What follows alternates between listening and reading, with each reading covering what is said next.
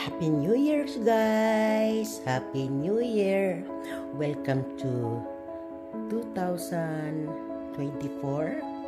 na New Year. At ngayon, guys, tingnan nyo.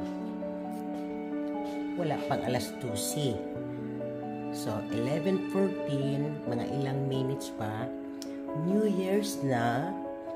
Pero, kami lang dalawa ni Charlie ang gising.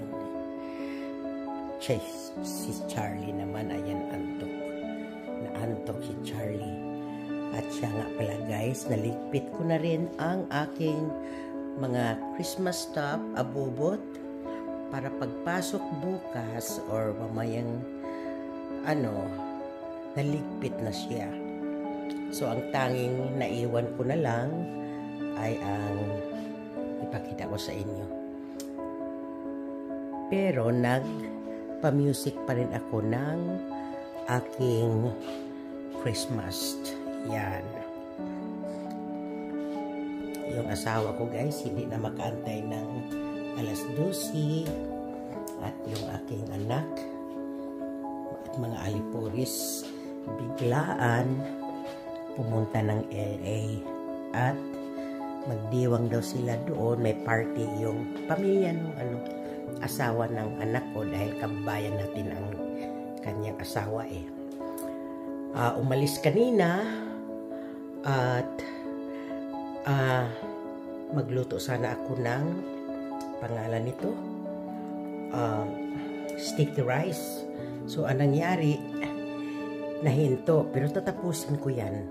Yung Christmas tree ko, guys, naligpit ko na rin. Nandito kasi yung mga pamangkin ko eh, galing ng San Francisco. So, napakiusapan ko na iligpit na nila. So, ito na, guys. Ligpit na dito, pati doon sa front yard, ang aking mga abubot. At balik normal na naman to dito. At ito ang aking kunting display. At pumunta ako ng Kababayan Store, guys, Pilipino, ayan. At ito yung itlog, ang itlog isa na lang yan dahil nakulangan ako eh. Meron ako 10 kasi nag-boiled eggs, pinapabaon ko doon sa pamangkin ko. Umalis kanina din, 3 days din sila dito halos. At hindi na ako bumili ng honeydew at yung watermelon kasi baka maabutan na naman kami ng sira eh. At mayroon nang nagpapaputok doon, guys. Mayroon nagpaputok. At ito ang sitwasyon ng aking garden. Iba talaga pag Christmas, guys. At makulay ang palibot kung Christmas. Kaya paborito ko talaga ang month of December kasi nagiging makulay ang aking paligid. At ito dito ang aking mga nutcrackers, naligpit ko na rin. Kaya nandyan na ang mga bulan ng alaga namin. Ayan, ang dahil palang bulan nakita namin nung inusog namin ito. At dito natutulog yung pamangkin ko at kanyang asawa. Ayan si Charlie, parang pagod na pagod. At ganyan nga ang ginagawa ko, guys. Dahil few years back, pangalan nito, tuwing papasok ang taon, ako'y nai-stress sa kaliligpit ng aking mga Christmas abubot. At sumabay din ang pasok ko, kaya hindi ako magkaugaga. So one time, napadaan ako sa isang channel sa YouTube, siguro mga 10 years ago na ito or more than that, na ang Christmas tree or something ay sa taon lang na yan, hindi na paabutin ng the next year. So, iba-iba naman talaga ang paniwala, guys. Pero sinubukan ko, guys. Naligpitin ko siya bago papasok ang New Year's. Ito yung niluluto ko, guys. At nagustuhan ko ang sistema. Paano ba yan? Ang sistema nagustuhan ko dahil pagpasok ng taon, hindi na ako masyadong stress kasi pag sumabay ang trabaho ay hindi ko na talaga makayang magligpit. At hindi naman ito gumagalaw yung asawa ko pagdating dyan, guys. Ako lang talaga ang umiikot. Kaya kami lang dalawa dito. Kasama pala pangatlo si Charlie. At iniwan kami. Yung pamangkin ko, umalis kaninang umaga. Yung anak ko naman, biglaan, umalis din kaninang hapon. Kaya niluto ko yan kanina. At mag-sticky rice nga ako.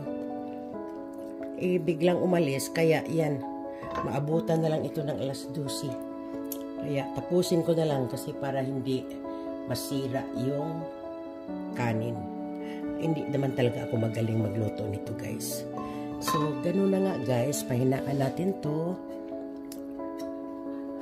Ganun na nga ang nangyayari dito, guys. Nililigpit ko. 28 pa lang.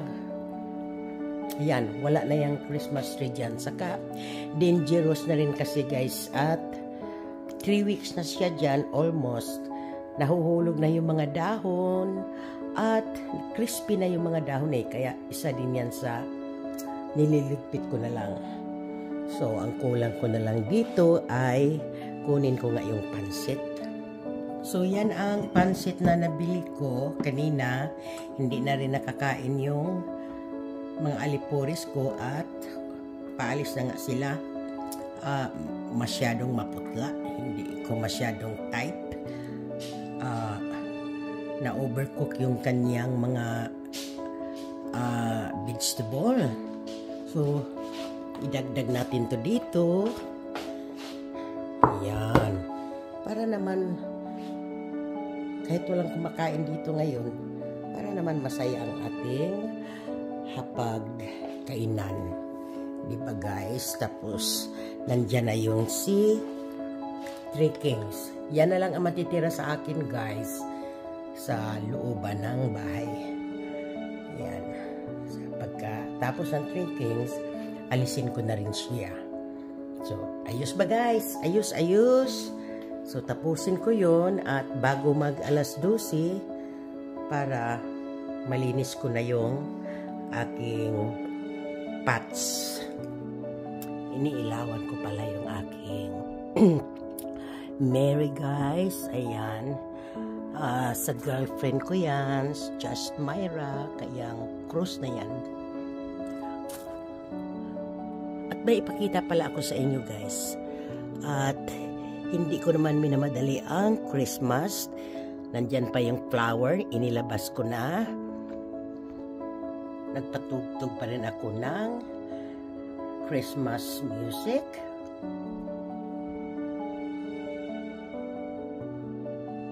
At tadan! Christmas pa rin sa aking yard. So, no worry, guys. Kahit ligpit na lahat ng aking looban, dito naman sa aking yard, sa loob ng aking yard, all the time is Christmas dito.